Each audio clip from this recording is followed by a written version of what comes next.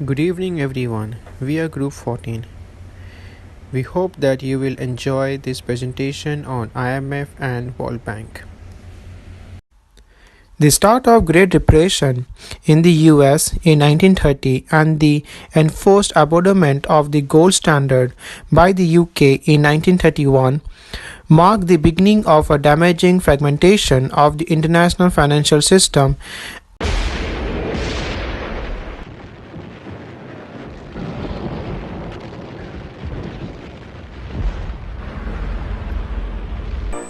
At Bretton Woods, New Hampshire, delegates from 44 allied and associate countries arrived for the opening of the United Nations Monetary and Financial Conference.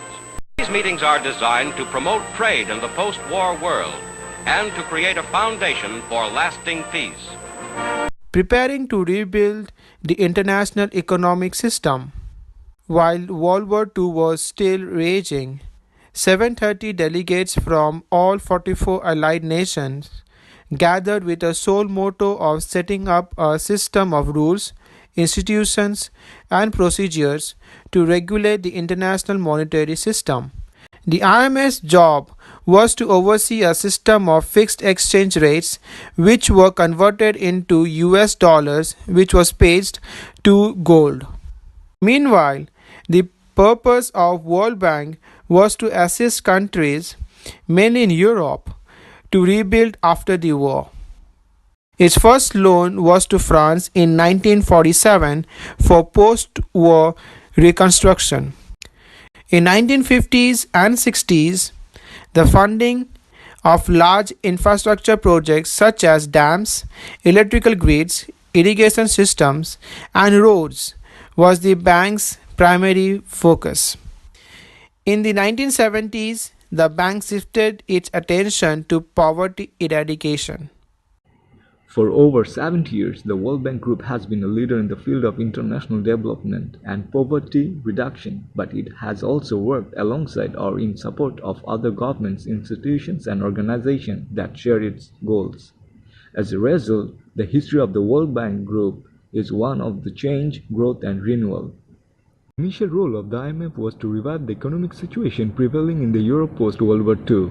From the late 1940s to the early 1970s, growth rates among the major industrial countries made the achievements of the 19th century seem modest. America saw average annual growth in real GDP per capita of 2.4% between 1950 and 1973. The comparable figure for Germany was 5%. For Japan, the figure was more than 8%.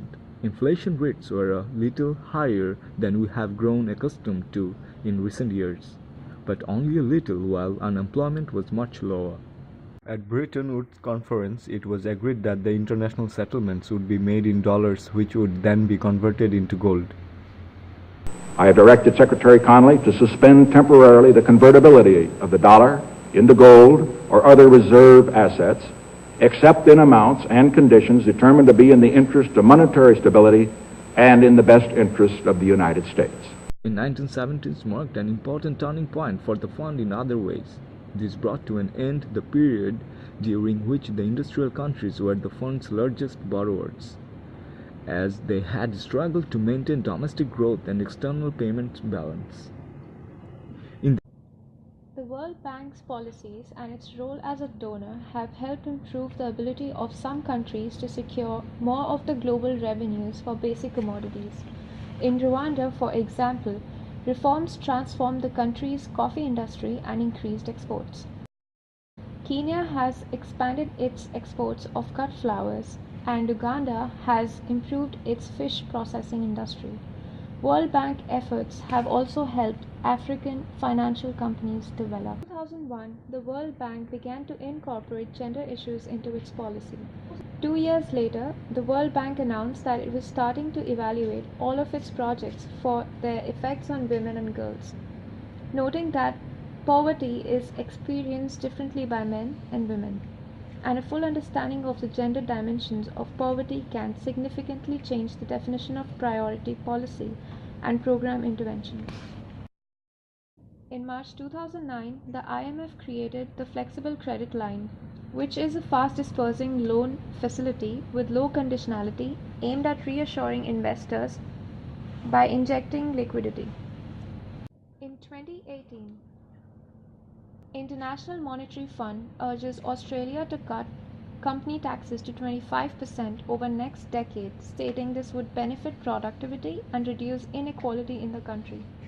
After better than expected growth in the global economy, Bank says financial markets in Australia are vulnerable to unforeseen negative news of higher interest rate triggered by better than expected growth in global economy.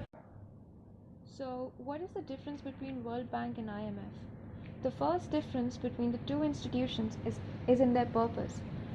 The World Bank aims to reduce poverty and to improve the living standards of the people in low and middle income countries, whereas the IMF, according to its constitution, is responsible for promoting international monetary cooperation. The second difference is the sources of funding. The World Bank is an investment bank. Its owners are the 189 members in an equality share of the institution.